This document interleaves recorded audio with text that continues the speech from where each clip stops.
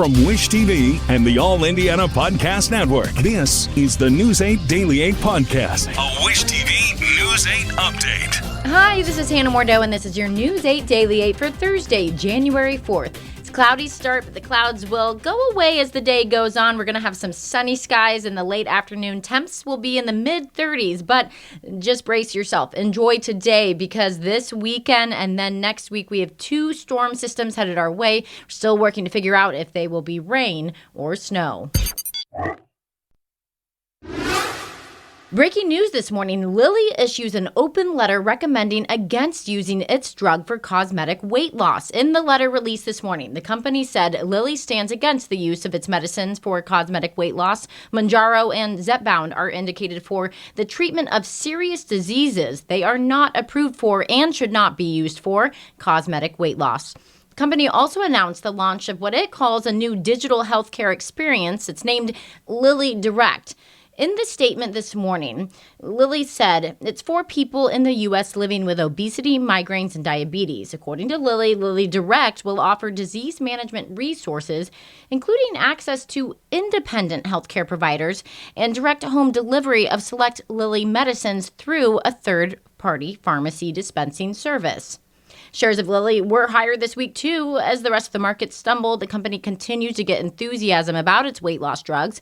BMO analyst Evan Seigerman wrote to clients that Lilly's drug already appeared to be taking market share away from Novo Nordisk's Ozempic and Wegovy. Seigerman stated, "This is early validation that Lilly's franchise will dominate the landscape in 2024. New on Daybreak, talks to avoid a possible strike at Allison Transmission in Indianapolis. Negotiators are back at the table this week after workers rejected a tentative agreement last month. News 8's Amisha Ramsey has the latest details on these negotiations. Union members are bracing for a possible strike if negotiations don't fall through. Now, the UAW Local 933 represents 1,500 union workers at the Allison Transmission plant. Now, the union is demanding better wages in the contract. Now, after rejecting a tentative date or deal in December, now Allison Transmission makes transmissions for school buses, semi-trucks, and also the military, and could face potential disruptions in its supply chain if workers decide to strike. Now, we spoke with UAW bargaining chairperson George Freeman. He says some employees are paid the same as fast food workers for essential roles at the plant. Through COVID, we kept the doors open for Allison Transmission. We helped them make profits during a difficult time, not just with UAW, it's with other non-union shops as well, that has been inspired also, to say, hey, you're making record profits and we're making meager wages. Freeman says UAW has momentum after its deal with the big three automakers. A date for a possible strike has not been set. Now, Allison Transmission declined an interview during negotiations, but does say on its website it wants a new agreement that focuses on flexibility, simplicity, and efficiency that the company needs. I'm Amisha Ramsey for Wish TV, wishtv.com, and like us on Facebook. Indianapolis police have released video of a police shooting that ended a hostage situation inside a semi. IMPD has said that the officers had to act to save the life of a woman who was being held captive and threatened with a knife. News 8's Brittany Noble reviews the video. Well, the female victim says a man that she's never seen before dragged her into his truck, held her against her will for hours, and then threatened to kill her with a knife. Police released video of the incident on Wednesday. We want to warn you, it is graphic. Take a look at your screen and you'll notice an IMPD officer approaching a truck parked on Knight's Way. That's a commercial area with truck stops, hotels, and restaurants southwest of I-69 and the I-465 interchange. A customer told a McDonald's employee that a woman was yelling for help from inside a white semi-truck. Investigators say they found 60-year-old Lamont Bland in the sleeper cabin holding a knife to her throat. Officers report asking Bland to open the door. He refused. That's when this IMPD officer began using his baton to shatter the window to get inside. Police say an officer got into the truck and the woman had already been cut and was bleeding out. What? Let her go. Hey, bro. Go ahead. Let her go. Go ahead, kill me. I got it. Right to it, bro. Go ahead. Do this foot. It's going. Nobody. Go ahead, bro. Go ahead. I got it right now, right on throat. Go ahead, kill me. Go ahead. The officer rescued the woman out of the truck. She says that she was held hostage for hours before intervention. Medics treated her at the scene for multiple cuts to her face, head, chest, and hands. Bland died at the scene. The police shooting was the 17th of 18 in 2023. The total was the most police shootings since 20 were recorded in 2015. I'm Brittany Noble reporting for Wish TV, wishtv.com, and like us on Facebook. For My Teammate, an Indiana family claims the owners and a security firm at Greenwood Park Mall could have prevented a deadly mass shooting, but did not.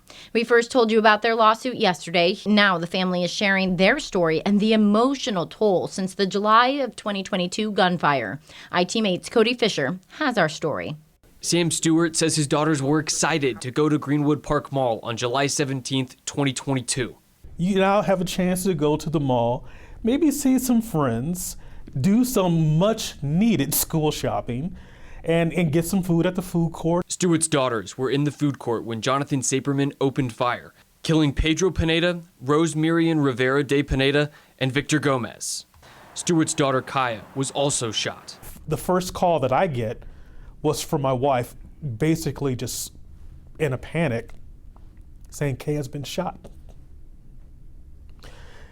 And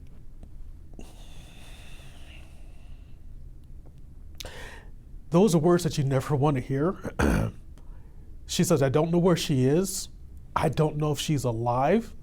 Kaya lived, but the year and 5 months since the shooting has been very difficult. Has continual pain, not currently able to work, concerns with going out in public, not wanting to be out at night. Stewart says Kaya's personality has changed as well. But she's lost something, and I can see that. Her mom can see it. The therapist that she's been seeing has acknowledged this as well. His youngest daughter was not shot, but still lives with the trauma of what she saw. Seeing your sister getting shot multiple times, seeing individuals dying in front of you, smelling the gun smoke in the air, seeing the blood on the ground. My youngest said there was so much blood around that she could even sense or taste in her palate the iron from the blood in the air. That's something even beyond a horror movie. In their lawsuit, the Stewarts claim Simon Property Group and the security company Allied Universal had flaws in their security protocol that left the mall vulnerable to a mass shooting. It's our belief that from Spearman with this backpack, which is highly unusual, this is not a kid's backpack that you take to college with you. It is designed for carrying weapons.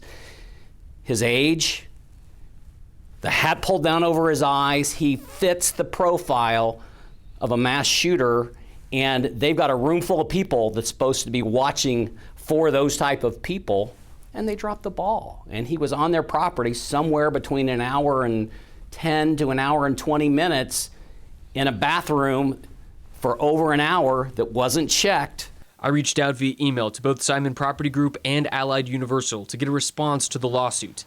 Neither have responded. Reporting at Greenwood Park Mall, Cody Fisher, Wish TV, iTeammate. The matriarch and co-founder of Jack's Donuts has died. The business confirms that Ada Markham died on Saturday.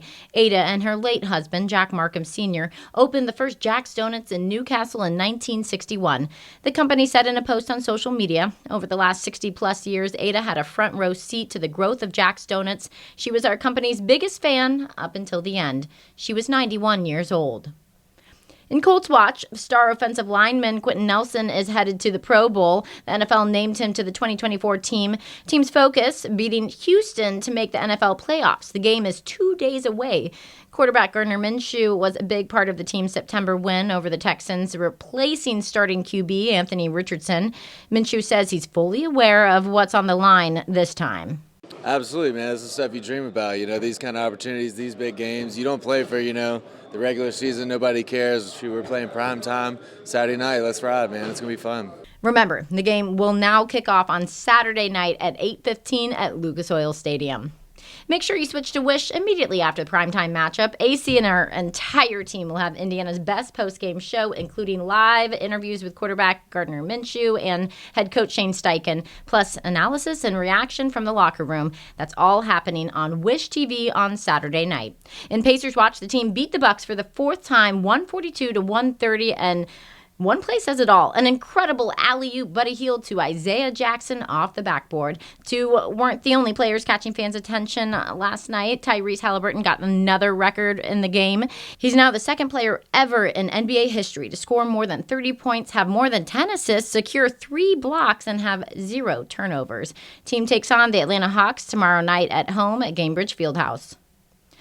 Former President Donald Trump wants the U.S. Supreme Court to put his name back on Colorado's primary ballot. Trump's legal team filed its appeal with the Supreme Court Wednesday. Trump's attorneys argue that his eligibility should be determined by Congress and not by states. The Colorado Supreme Court ruled last month that Trump was barred from being a candidate for his role in the January 6th attack on the U.S. Capitol.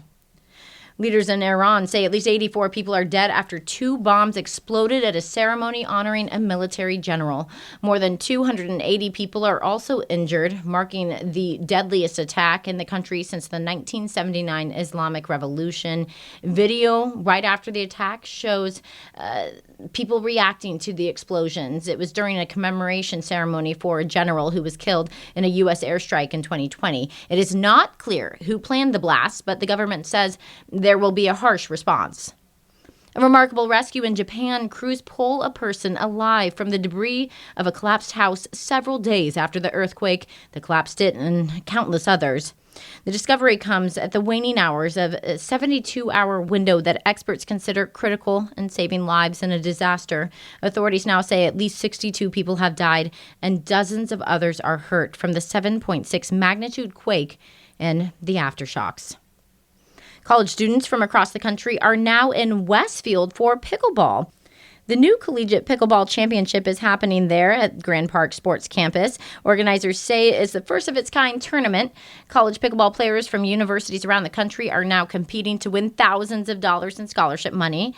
Tickets for today's tournament are $15. Then there's an amateur tournament Friday through Sunday that you can go see for free. A new winter sport is sliding into downtown. Curling will be available on the Indianapolis Cultural Trail. You can try it out on Vermont Street along the canal through March. It's open from 1 to 4 Monday through Friday, and then from noon until 4 on Saturdays. Plus, Circle City Curling Club is also hosting some free Learn to Curl clinics for people of all ages. They're on Sundays from 1 until 3. Club members say curling is a free, family-friendly activity. This has been your News 8 Daily 8 from Wish TV. I'm Hannah Mordeau. Watch us on wishtv.com and like us on Facebook. This is the News 8 Daily 8 podcast, a Wish TV News 8 update on demand. For even more, on demand and on the go, connect with Wish TV on Facebook at wishtv.com and on the free Wish TV mobile app. Thank you for listening, and be sure to like, subscribe, and follow this podcast for updates every weekday morning on the All Indiana Podcast Network and wherever you get your podcast.